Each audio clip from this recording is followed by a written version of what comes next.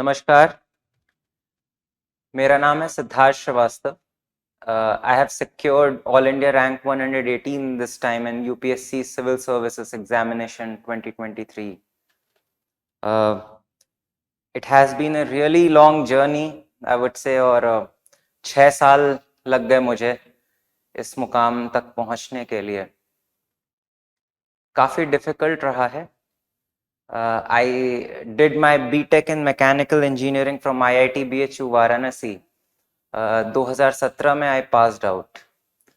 उसके बाद I got placed in as a graduate engineer trainee in Maruti Suzuki.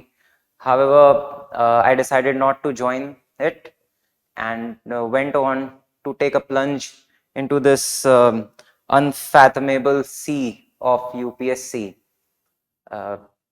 So 2017 में I started. I still remember that on 19th June 2017 I had come here and I had said to myself कि यहाँ पे पंचवर्षीय योजना नहीं बनानी है. But as destiny had it, कहीं ना कहीं ये षड्वार्षिक योजना बन गई. It took me more than 6 years. In fact, इस साल 19 जून को it will be like 7 years, right? So 2018 में मैं आपको बताना चाहूँगा कि मैंने अपना पहला प्रीलिम्स दिया था. एंड इतना स्ट्रेंज रहती हैं चीज़ें कि क्या बताऊँ आपको. जब मैंने पहला प्रीलिम्स दिया I was well prepared I think, but वहाँ सेंटर पे आई वेंट तो क्या हुआ कि when we have to fill the OMRs वहाँ पे ब्लॉक्स होते हैं एंड उसके नीचे बबल्स होते हैं. So in the blocks you first need to write down your roll number and then you need to bubble it. So the issue was that कि मैंने blocks में लिख दिया था कुछ तो गलत, 3 का 5 something like that. So the examiner, I told him and I panicked. So he comes and says, ऐसे ही लोग जो हैं सबका उत्साह कम कर देते हैं, सबके हौसले जो हैं सप्रेस हो जाते हैं. What kind of a person you are? अगर चलो जाने दो, नहीं भी हुआ तो क्या होता है तुम्हारा, अभी तो 5 अटेम्प्ट है ना. तो I got really perturbed at that time. बड़ा परेशान हो गया मैं. अब I'm not blaming that person for my failure in that attempt, but ठीक है. मैं बस इतना कहना चाहता हूँ कि there are a lot of risks and you should be mentally prepared कि वहाँ जाके क्या होगा on the examination center. So as destiny had it, I missed the prelims by just 0.67 marks. I had got 98 and cut off at that year was 98.67. Next 2 years, I was fortunate enough to get through the prelims with decent scores, I would say. But mains nahi ho paya. I used to write what I knew. I never addressed the question. I never knew what is the demand of the question, and writing just what I know and not writing what was asked in the question. That was one of the things. The next attempt, yes, I worked a lot on my mains, but उसमें ये हुआ कि because of a few distractions, it's a long journey. You'll have people coming, people going. There can be a multiple number of distractions. So because of that, I could not clear the prelims that year. फिर मैं UPPCS भी दे रहा था. 2018 वाले attempt में मेरा excise inspector हो गया, बट उसकी ज्वाइनिंग काफ़ी डिले हो गई. तब तक मेरा 2020 वाला एग्जाम निकल गया था नायब तहसीलदार. And I had a job when चौथे अटेम्प्ट में मेरा, जैसा मैंने बताया, प्रीलिम्स नहीं हुआ था. एंड घर पे परिस्थितियां थोड़ी सी प्रतिकूल थी. People were not having trust in general मेरे आसपास के लोगों को. So I thought कि I need to escape this and I decided to join this particular job. और फिर उसके बाद after joining the job I was fortunate enough to get the blessings of my seniors who used to motivate me कि you are made for bigger things, better things. And it was initiated by Shri Pramod Kumar Pandey ji. He was my SDM in Lucknow Tehsil Sadar. He pushed me to take a leave. So I went to take a leave and I decided to prepare. I wasn't disturbed that much. I used to the workload was quite a bit. किसी तरह से मैं करता था manage, but जो odd hours थे at least एक नायब तहसीलदार को ही is expected to be there even at the odd hours, but my bosses were kind enough कि आप चलो आप पढ़ाई करो, ऑड आवर्स में at least will give you a relief. Then Brijendra Upadhyay sir, he was my tehsildar, and I cherished my term with him a lot. उनका भी बहुत ज़्यादा ही सपोर्ट रहा है। एंड मेरे कलीग्स थे, अमित सर थे, शालिनी मैम थे, दे वर रियली वेरी गुड। तो ये 2 साल का जो नौकरी का वो था, तो काफ़ी कुछ सीखा मैंने। Since I was in Lucknow, I got to see how the chief secretary is working, how the additional chief secretary sirs are working. It is a commissionerate. I used to see how commissioner sir, joint cp sir is working, my district magistrate Shri Suryapal Gangwar ji. So it used to give me a fillip कि भाई आपको पढ़ना है। तो मैं पढ़ता गया। Fifth attempt में मेरा क्या हुआ कि मेरा फाइनली नहीं हो पाया इंटरव्यू देने के बावजूद, and I missed by a hefty margin, I would say. I was again disheartened, lost hope। 4 दिन बाद प्रीलिम्स है, but the thing was that कि I have had enough now। मैं 1 साल वेट नहीं कर सकता था, so I again sat for the exam। काफी कम स्कोर आ रहे थे, लाइक 80s में I was getting something, and I was quite sure कि मेरा नहीं होगा। And I was like I was praying to God कि भगवान यूपीएससी की जर्नी एटलीस्ट इस तरीके से नहीं खत्म होनी चाहिए। इतना सब कुछ दे दिया इस एग्जाम को, ये नहीं होना चाहिए, मतलब this would be really unfair. And it was literally so in a prophetic manner, I would say, कि पता नहीं कैसे कट ऑफ ही पता चला कि इस बार 75-77 जा रहा है।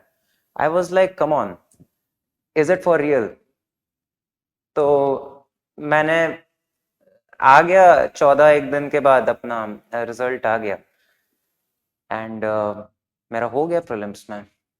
फिर मैंने खुद को समझाया, मेरा ट्रेनिंग पीरियड चल रहा था नायब तहसीलदार का, मैं ट्रेनिंग करता था और उसी के साथ मुझे पढ़ाई भी मैनेज करनी थी समहाउ।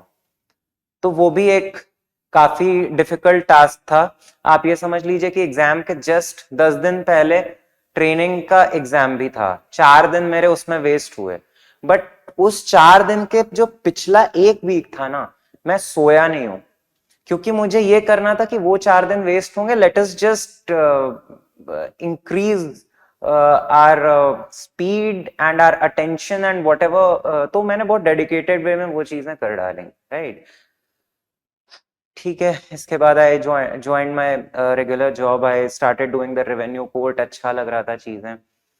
फिर अगेन रिजल्ट आ गया, I was selected, I was really very happy, I was elated. I went to meet DM sir. हम लोग महाकाल जा रहे थे, तो आई हैड मेट सर, तो उनको मैंने बताया कि sir I pass from N IIT and थोड़ा सा मुझे ऐसा ऐसा लगता है, फीलिंग आती है कि मेरा होना चाहिए। तो with that background I went to meet him. मैंने कहा कि सर आई नीड लीव, मुझे इंटरव्यू का प्रिपरेशन करना है, this is my last attempt. He was like Siddharth जितना अर्न लीव है करा लो। सो मैंने अर्न लीव लिया अबाउट 1-1.5 महीने का, and I prepared really well this time. पिछले इंटरव्यू में व्हाट हैड हैपेंड कि मेरी दादी की डेथ हो गई थी 2 दिन पहले, और I was taken aback, no excuses again. तो ये बेसिक सी चीज थी। फाइनली इंटरव्यू था, संजीव वर्मा सर का बोर्ड था, अच्छा गया, मजा आया, और रिजल्ट आपके सामने है, 118वीं रैंक आई है। कुछ लोग कह रहे हैं मुझसे कि और अटेम्प्ट्स बचे हैं क्या आपके, आईएएस मिल जाता तो अच्छा रहता। भाई मैं तो ये कहना चाहूंगा कि जो मिला है वो भी मिलने का पता नहीं, कहीं ना कहीं मुझे लग रहा था नहीं ही मिल पाएगा। मैं तो सोच रहा था मुझे कैट या जीमैट दे करके अब अपने फील्ड में जाना पड़ेगा। तो जो मिला है वो सच में सर्वोपरि है। मेरे पेरेंट्स, मेरी बहन, मेरे सभी दोस्त, इनका इतना फिनोमिनल सपोर्ट रहा है, and they are really very happy. So nothing can undermine this particular achievement. 7 साल बाद कहा जाता है कि सबकी किस्मत पलट जाती है, और शायद यही मेरे साथ भी हुआ कि मेरी भी किस्मत पलट गई, और जो चाहता था वो कहीं ना कहीं मिला। इसके अलावा मैं ये कहना चाहूंगा कि काफी परेशान रहा हूं मैं इस जर्नी में, मेरा बहुत ज्यादा अप्स एंड डाउन्स रहा है, और मैं देखता हूं कि बच्चे बहुत परेशान रहते हैं इन चीजों से। आपके बड़े भाई के रूप में, just like your Elder brother, मैं ये समझाना चाहूंगा कि आपको हार नहीं माननी है, क्योंकि हार जाएंगे तो फिर करेंगे कैसे? आए ही क्यों थे यहाँ पे? आपको तो पता था ना कि ये कितना डिफिकल्ट टास्क है। चलिए माना आप पहले या दूसरे अटेम्प्ट में बन भी जाते हैं, तो क्या ये जीत इनफ है? Is this victory enough? No, there are still so many battles to fight. और चलो मान लिया कि नहीं बने और पांचवा छठा अटेम्प्ट लग गया, तो हार नहीं मानना है, परेशान मत होइए, अपने माता पिता से प्यार करिए, उनसे बात करिए, ईश्वर को याद करिए, जस्ट रिमेंबर योर गॉड।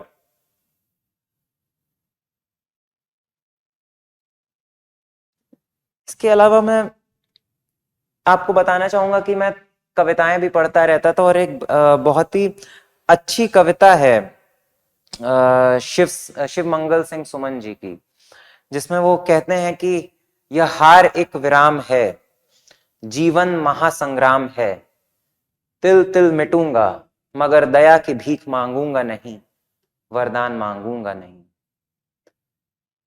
तो इस तरह का कुछ जज्बा अपने अंदर रखें। एक बहुत ही खूबसूरत जीवन की शुरुआत है अगर आपका सिलेक्शन हो जाता है।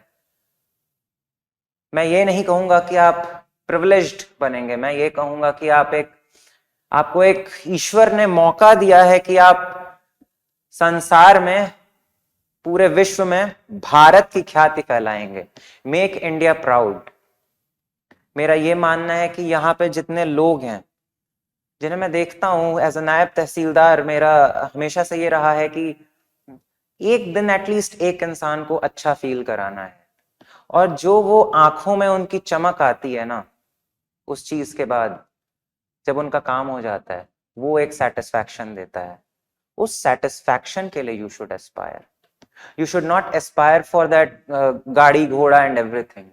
इन चीजों के लिए आपको पढ़ाई करनी है, क्योंकि आप अधिकारी बनेंगे, आपको अधिकार होगा, लेकिन वो अधिकार दूसरों के अधिकार का हनन करने के लिए नहीं होगा। वह अधिकार इसलिए होगा कि आप दूसरों के अधिकारों की रक्षा कर सकें।